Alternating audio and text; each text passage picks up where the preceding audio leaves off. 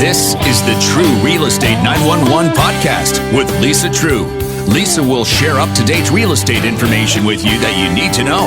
Welcome to Treu Real Estate 911. It's Brian Mudd along with your local real estate pro, Lisa Treu. Now, as we get going today, we're going to talk about now in February what the local real estate market looks like. We know we've started the year pretty hot in the real estate market, and that in many respects is an understatement. But that also has created a bunch of challenges. And, you add the pandemic into it, and then, all kinds of dynamics that are a little bit different right now. So we're going to talk about the challenges that are being posed by the current state of our local real estate market. If you're not already there, though, go to TreuRealEstate911.com. That's TreuRealEstate911.com. Best local resource you're going to find for real estate, including the ability to search the MLS in real time, just like a real estate pro. The Treus, they pay for that service so that you can use it for free and get the very best information available, along with all the other information they put up, including videos to keep you ahead of the curve in the local real estate market. And Lisa, you always are a step ahead, but being a step ahead right now means anticipating a lot of the challenges that you're starting to identify. Tell us about it. Well, Brian, anytime there's opportunity on one side of the market, there's massive challenges on the other side of the market. And that's what we're seeing right now. Buyers in certain areas, in certain price points, they are really struggling. And mostly what I see out there, Brian, is because they don't have a strategy, they don't have an experienced agent, and they aren't really in touch with what's going on in the market and how to deal with it. And to me, that drives me crazy because today you have to have a strategy for everything. And even selling, having a strategy means more money in your pocket, period. Yeah, when you're talking about mistakes, little mistakes in real estate are always a big deal because if it is in terms of the overall value of a property, buying or selling, you figure 1% on greater than $300,000 on average, you're talking about a few $1,000s to begin with. I mean, that's a minor mistake, let alone if you lose out on an opportunity to buy a home you want or to sell for the highest possible price. So walk us through some of what we can consider to not end up on the wrong side of these challenges. Well, let's talk about buying first. Many people that are looking to buy a home don't really understand the formula. And to be honest, a lot of the agents don't understand the formula to get results. The lender matters. The agent matters. I am seeing 4, 5, 6 offers that are great offers, by the way. If they were the only offer, the seller would take all of them. And yet many of the agents are doing minor little mistakes that's causing their client to be second, third, or fourth choice. And that to me is really sad because they could have been avoided and that could have been that buyer's new home. You talk about structuring the deal and the like. What are some of the things that you're able to help people do in these competitive situations to end up with the home they want? Number one, the lender matters. The lender matters more today than ever. Being able to have a very short mortgage commitment period, which, by the way, our lender can do 7 to 10 days very easily. Wow. Allows us to compete with cash. It's so important. Number two, reputation of the agent and the lender. Again, it goes into the formula. And then little things like, for example, maybe even having an agent who is calling and finding out what's important to the seller before they write the offer. Brian, you'd be shocked, but I have people that send an offer over and they've never called me before, or even worse, after. They've never called to say, hey, by the way, I sent over an offer No and here's kidding. how great my buyers are. And sometimes, guess what? Email goes to spam. And we all know that, right? So that buyer's offer may never have gotten from the agent to the listing agent. Little things in this market matter and make a huge difference. Yeah, that's pretty incredible. And if someone's not even willing to pick up the phone and have a conversation on behalf of their buyer, it also shows the overall level of effort they're putting into a transaction. Now, we talked about this before. During normal times, the average real estate agent only will sell 3 to 4 homes in a given year. Most agents are not very successful And that's why it's so important that you choose it right. When people make mistakes with agents, what's the number one reason? Is it just somebody they already know or a friend of a friend?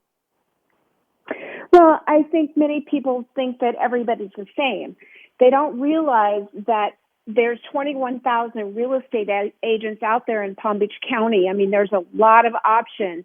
However, Brian, only about 1,200 of those sell 10 homes or more a year.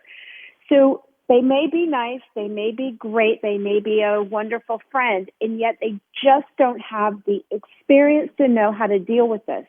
We have been in every market since 1989, so we've seen the highs of a seller's market and the lows of a buyer's market and everything in between.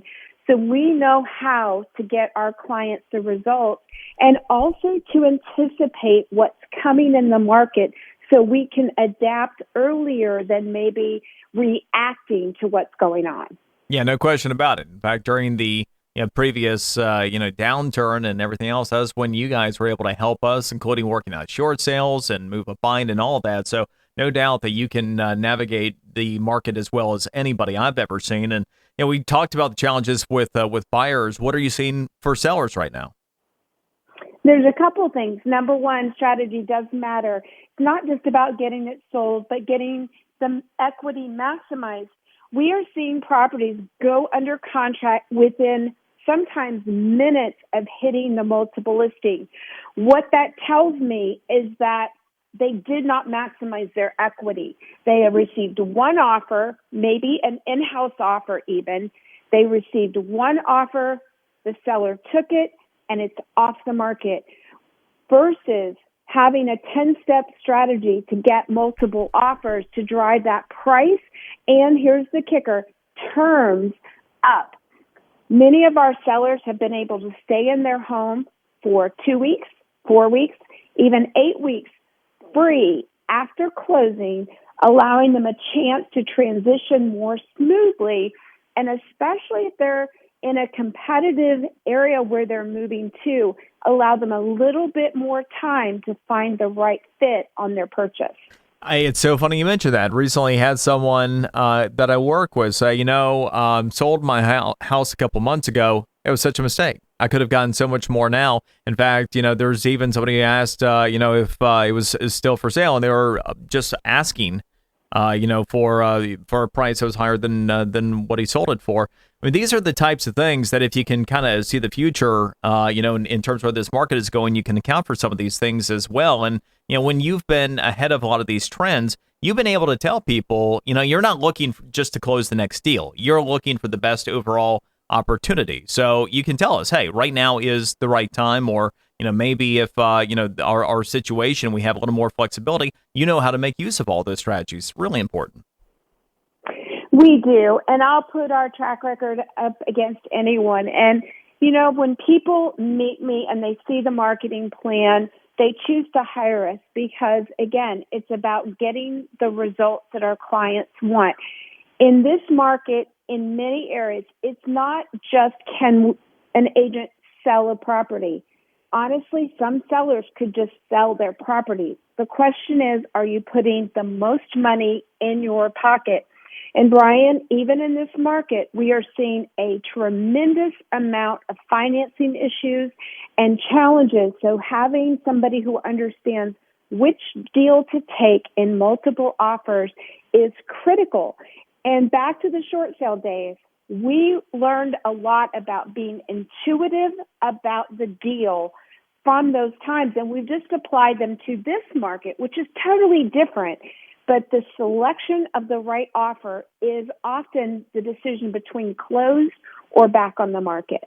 Well, and then you talk about selling and what's in the best interest of the individual. You have worked on every type of scenario, including selling and move up buying and whatever other considerations might be in place. You have trouble with some sellers that are like, okay, well, I can sell my home right now, but where am I going to go? Tell us about these types of challenges. Well, that is a challenge in many cases, depending on what people are selling and where people are moving to. And let's face it, not all properties in Palm Beach County are in that seller's market hot property. For example, some country clubs, those are not the hot properties always. Some condominiums. And so understanding how to get from where you are to where you want to go and kind of the challenges of that and the strategies to overcome those. I mean, record low interest rates, the Northeast buyer coming down, and then our normal movement down here with people that honestly, some of them have been looking for 6 months, we hear. The reality is there is a way to overcome it. And, you have to be realistic about, okay, maybe I will need to make a couple of different offers and just having the time frame work out so we can reverse engineer a lot of it. Now, Brian, that doesn't mean that you can just ask any old price you want. The market, especially right now, people are getting mortgages.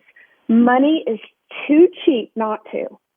And so appraisals matter. We have to be able to have some sort of justification for the reason that we got to the price that we did, even with appreciation. Yeah, when you talk about appraisals, anytime you have a rapidly advancing market, you run into those, but especially after what happened during the housing boom days, and you had reforms put in place to kind of tighten the reins on it a little bit. How many deals are falling apart because of those types of issues? Well, knock on wood, our deals are getting to the closing table. We are able to hit that stretch price, but also a price that we can justify the value change.